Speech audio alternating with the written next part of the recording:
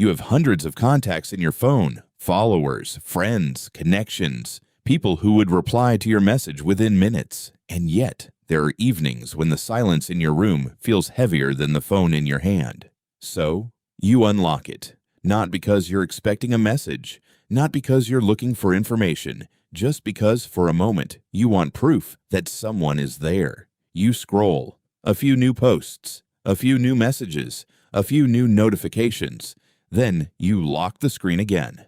The room hasn't changed. The silence hasn't changed. And somehow you feel even more alone than you did before. If technology was supposed to bring us closer together, why is the most connected generation in human history reporting record levels of loneliness? This isn't a personal failure, it isn't weakness, and it isn't something uniquely wrong with you. It's your biology responding exactly as it was designed to, inside a world it was never designed for. Today, we're going to uncover why the human brain can feel profoundly alone, even when it's surrounded by people. And why the cure for loneliness may not be more connection, but the kind of connection your brain has been searching for all along.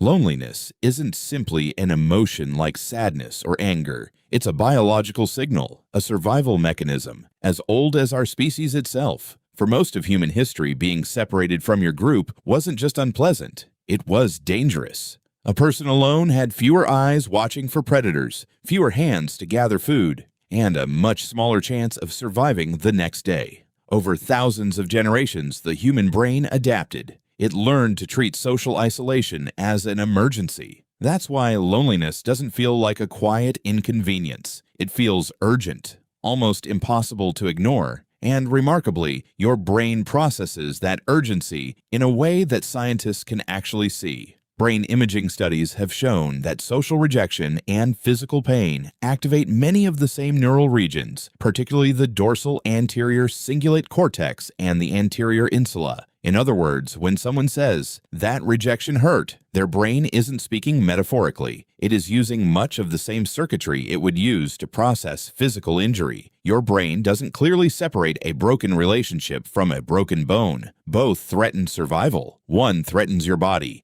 The other threatens your place within the group your ancestors depended on for life itself. That's why loneliness can ache in your chest. Why rejection can replay in your mind for days. Why exclusion can feel almost physically unbearable. Researchers, including John Cacioppo, spent decades studying loneliness and reached a striking conclusion. Loneliness evolved for the same reason hunger and thirst evolved. Hunger tells you to find food. Thirst tells you to find water. Loneliness tells you to find people. It isn't trying to punish you, it's trying to protect you.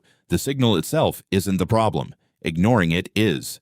Because loneliness was never meant to become a permanent state. It was designed to guide you back toward human connection, not as a judgment of your worth, but as one of the oldest survival instincts your brain has ever developed. If loneliness is the brain's alarm system, what turns the alarm off? The answer isn't simply being around people, it's feeling genuinely connected to them.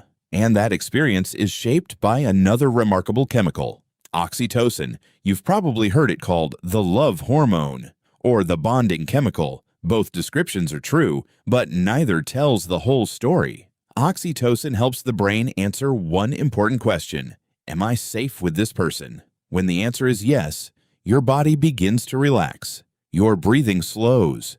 Your guard comes down. The constant feeling that you need to protect yourself begins to fade. This is why the deepest conversations often happen with someone you trust, not because they solved your problems, but because their presence changed the state of your nervous system. Your brain stopped preparing for danger and started allowing connection. But oxytocin doesn't appear because someone clicked a button. It responds to experiences our species has shared for thousands of years. A genuine hug. Eye contact that lasts long enough to say, "I'm listening." Uncontrollable laughter between friends. Sitting beside someone in comfortable silence. Sharing something deeply personal and knowing it will be accepted. These moments tell your brain something a notification never can. You are not alone. Now compare that to how most of us communicate today. A heart reaction, a thumbs up, a short message, a comment, 100 likes on a photo. These interactions can briefly activate your reward system. They may even produce a small dopamine response, but they rarely create the conditions needed for deep oxytocin release. Because your brain evolved to read far more than words. It reads facial expressions, tone of voice, body language, touch, shared experiences, the subtle pauses between sentences, the feeling of another person's presence. A screen can transmit information, but information is not the same as connection. You can receive hundreds of messages and still feel unseen. You can have thousands of followers and still feel unknown because the brain isn't counting people, it's measuring closeness. And those are two very different things. This is why someone can leave a dinner with 3 close friends feeling deeply fulfilled, while another person can spend an entire evening online surrounded by activity and still go to bed feeling profoundly alone. The difference isn't the number of interactions, it's the quality of the connection. Your biology has never been searching for more notifications. It's been searching for another human being.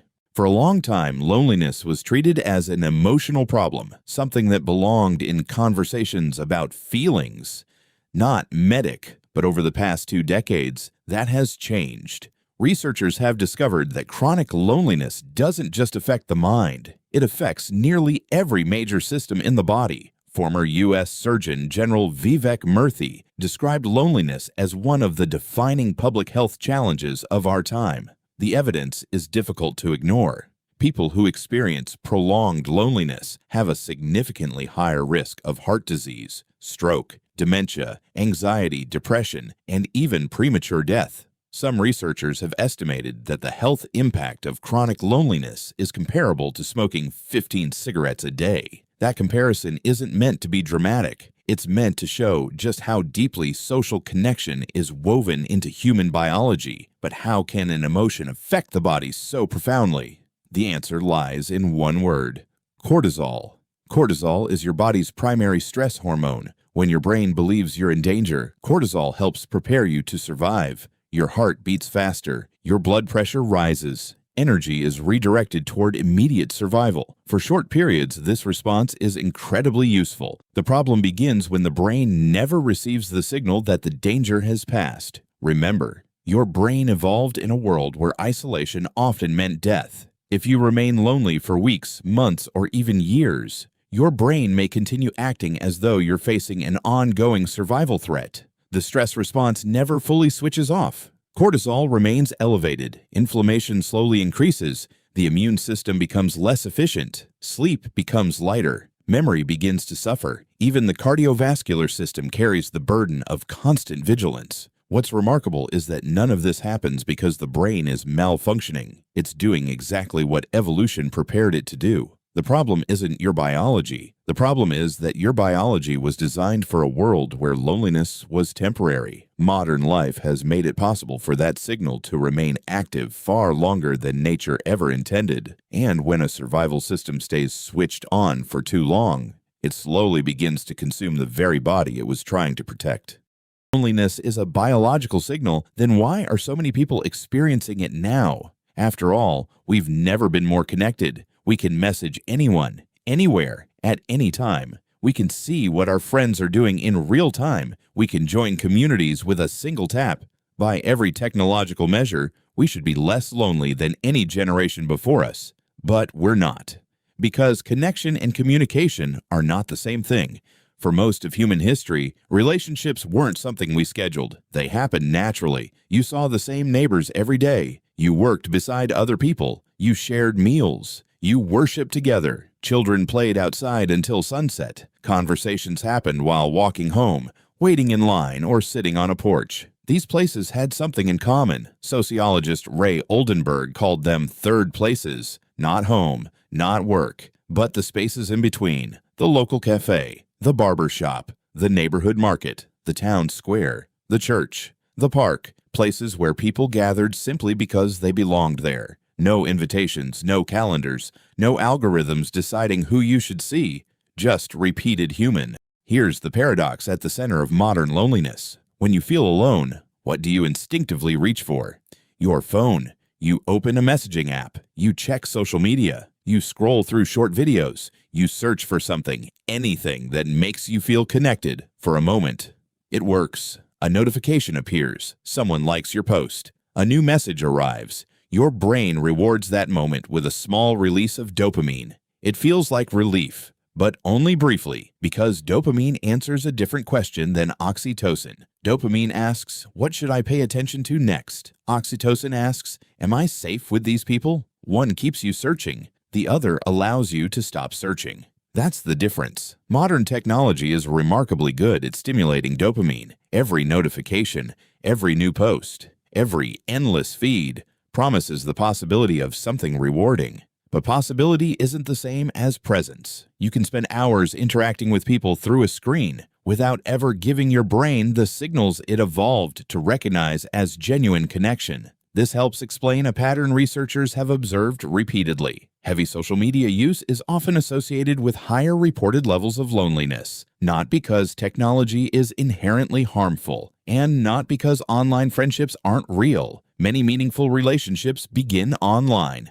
Some even last a lifetime. The problem begins when digital interaction slowly replaces face-to-face connection instead of supporting it. Your brain doesn't just want communication, it wants shared space, shared attention, shared moments. It wants to hear someone's laugh before they finish speaking, to notice the expression on their face, to experience the countless small signals that no screen can fully reproduce. The tragedy is that the very tools we reach for when loneliness hurts can sometimes postpone the kind of connection that would actually ease it. The screen gives us the feeling that we've been socially active, but our biology quietly knows the difference, because to the human brain, being connected and feeling connected are not the same thing. For most of human history, loneliness was never meant to last. It was a signal, a quiet alarm reminding you that something essential was missing.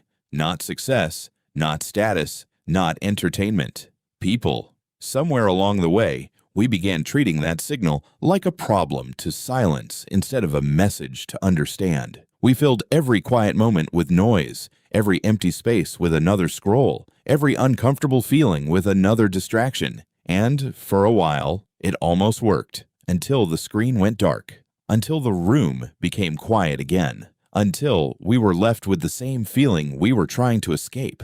The truth is, your brain has never been searching for another notification. It has been searching for another human being, someone whose presence tells your nervous system, you're safe, you belong.